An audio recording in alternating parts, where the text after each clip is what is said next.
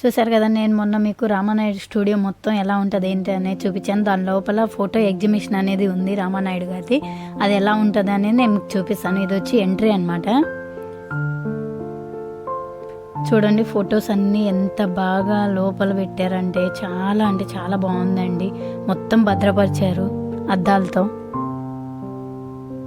ఆ ఫోటో చూసారు కదా, ఆయనకు వచ్చిన అవార్డ్స్ అనమాట ఇవన్నీ. ప్రతి ఒక్కటి నీట్గా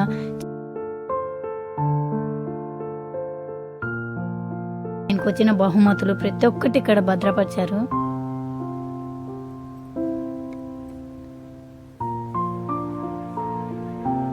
మన వెంకటేష్ గారు చేసిన మూవీస్ కూడా ఇక్కడ ఉన్నాయి చూడండి. ప్రతి ఒక్కటి అక్కడ బాగా ఫోటో ఫ్రేమ్ లాగా పెట్టి ఉంచారు నీట్గా.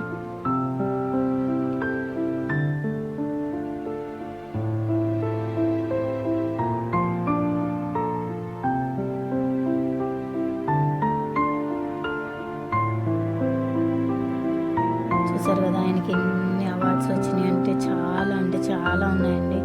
అలాగే ఆయన అప్పుడు చేసిన ఎవరెవరితో చేశారో వాళ్ళ ఫొటోస్ కూడా ఇక్కడ ఉన్నాయి చూడండి. అప్పట్లో ఎంత బాగున్నారంటే రామానాయుడు గారు చాలా బాగున్నారండి. కానీ అప్పట్లో జరిగినట్టు షూట్స్ ఇప్పుడు జరగట్లేదు. ప్రజెంట్ అంతా కంప్యూటర్ మయమైపోయింది. చూసారు కదా, ఎన్టీఆర్ గారితో కూడా చేశారు. వావ్, చూసారా ఎంత పెద్ద వాళ్ళతో చేశారంటే రామానాయుడు గారు సూపర్ అండి.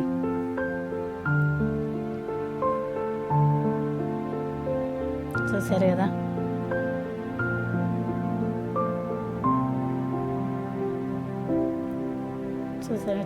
చూడండి రామానాయుడు గారి ఫోటో కూడా పెట్టారు మంచిగా.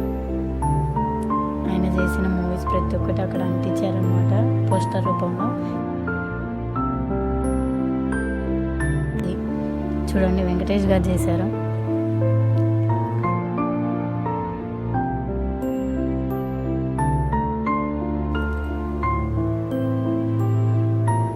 చూసారా, తులసి మూవీ కాడి నుంచి ప్రతి ఒక్కటి ఇక్కడ ఉన్నాయి.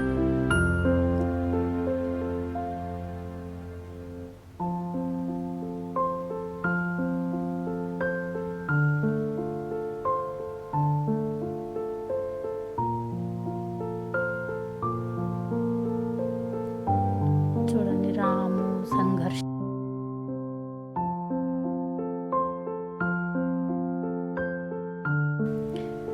ఇప్పుడు మనం మ్యూజియం చూడబోతున్నాం అనమాట. చూసారా, మ్యూజియం ఆఫ్ సినిమాలో అప్పట్లో వాడిన ప్రతి ఒక్కటి ఇక్కడ అమర్చారు చూడండి. చూసారు కదా, పాత కెమెరాలు ఎంత బాగున్నాయో. అప్పట్లో లైట్స్ చూడండి భలే ఉన్నాయి, మెరిసిపోతున్నాయండి.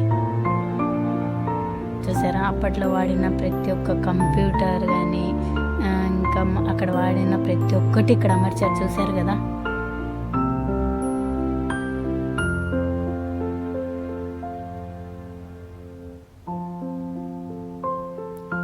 చూసారా వాళ్ళు వాడిన ప్రొట్రాక్టర్స్ ప్రతి ఒక్కటి ఇక్కడ ఉన్నాయి. పైన చూసారా ఎంత బాగుందో, సెట్టింగ్ మాత్రం బాగా చేసినారు అక్కడ.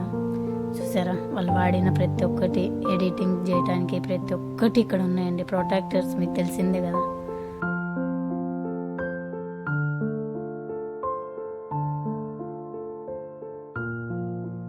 వావ్, ఈ వీడియో కనుక మీకు నచ్చినట్టయితే please share and subscribe my channel. ఎలా ఉందో కామెంట్ చేయడం మర్చిపోవద్దు.